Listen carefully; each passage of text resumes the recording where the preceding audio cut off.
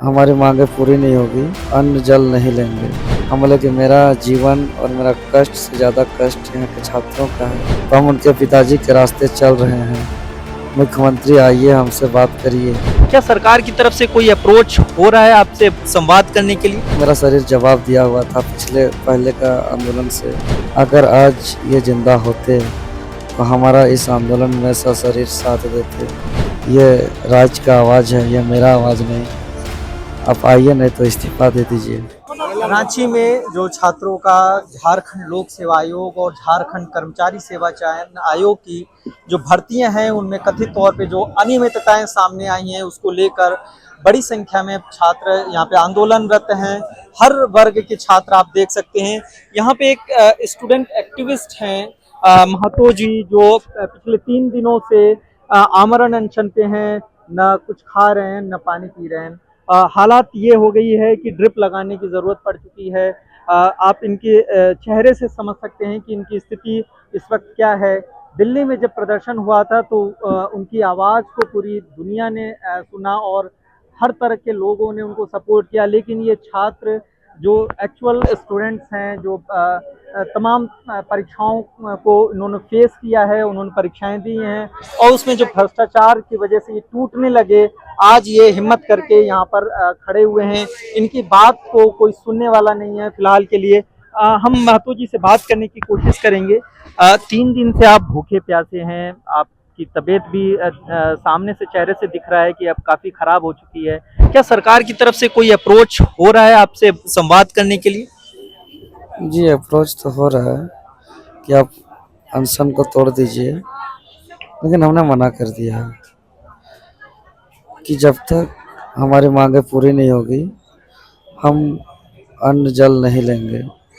क्योंकि ये 3 दिनों का थकान नहीं है, ये 2 जुलाई को जेपीएससी पीटी परीक्षा के बाद जो हम लोग लड़ रहे हैं, यानी 2 जुलाई से 1 महीना का थकान है।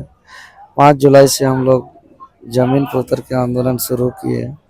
25 जुलाई से दीवा रात्रि सत्याग्रह किए। आज 10 दिन हो गया, दिन और रात नहीं सोए, लेकिन जांच हुई, लोग गिरफ्तार हुए, गड़बड़ी साबित हुई। इन सरकार को जो कार्रवाई जितना उम्मीद था नहीं किया, तो हमको सरकार का मंशा ठीक नहीं लगा। और ये थका हुआ शरीर जो भूख हड़ताल में जिस दिन हम आए 2 अगस्त को, उस दिन ही मेरा शरीर जवाब दिया हुआ था पहले का आंदोलन से कि हमारा इलाज की ज़रूरत था, रेस्ट का ज़रूरत था। लेकिन ये परिस्थिति देख करके हम बोले कि मेरा जीवन और मेरा कष्ट से ज़्यादा कष्ट यहाँ के छात्रों का है।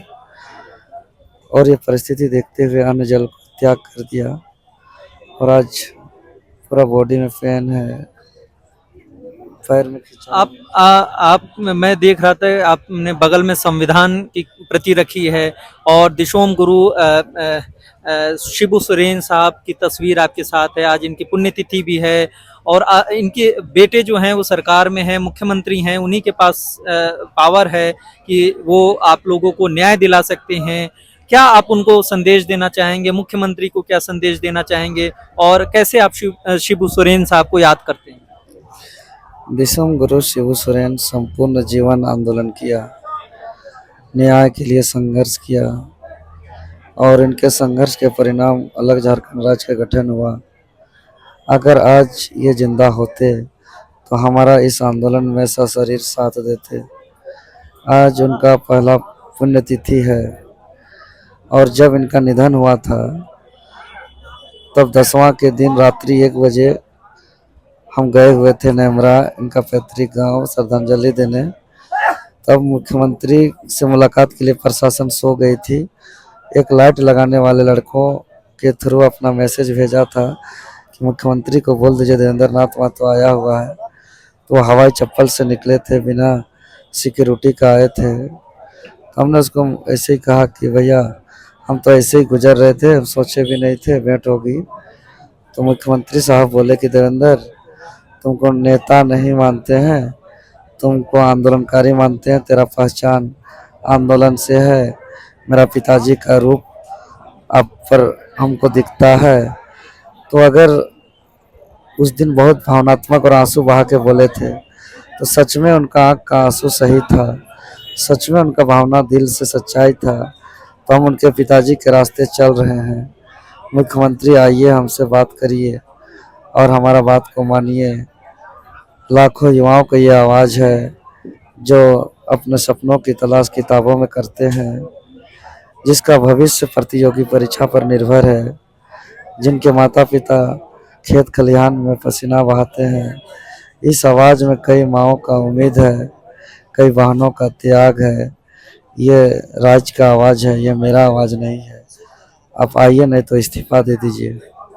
आप आइए, नहीं तो इस्तीफा दे दिए। ये थे देवेंद्रनाथ महतो, जो पिछले 3 दिनों से भूखे प्यासे यहाँ पर छात्रों की आवाज़ बुलंद कर रहे हैं। इनकी मांग है साफ तौर पे कि मुख्यमंत्री, आपके पिताजी अगर होते तो वो छात्रों को इस तरीके से परेशान होते हुए नहीं देख सकते।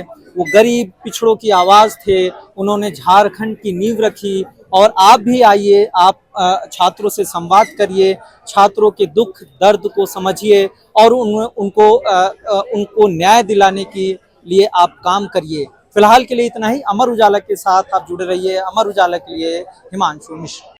अगर आप ये वीडियो YouTube पर देख रहे हैं तो हमारे चैनल को सब्सक्राइब कर बेल आइकन दबाएं और Facebook पर देख रहे हैं तो हमारे पेज को लाइक करें।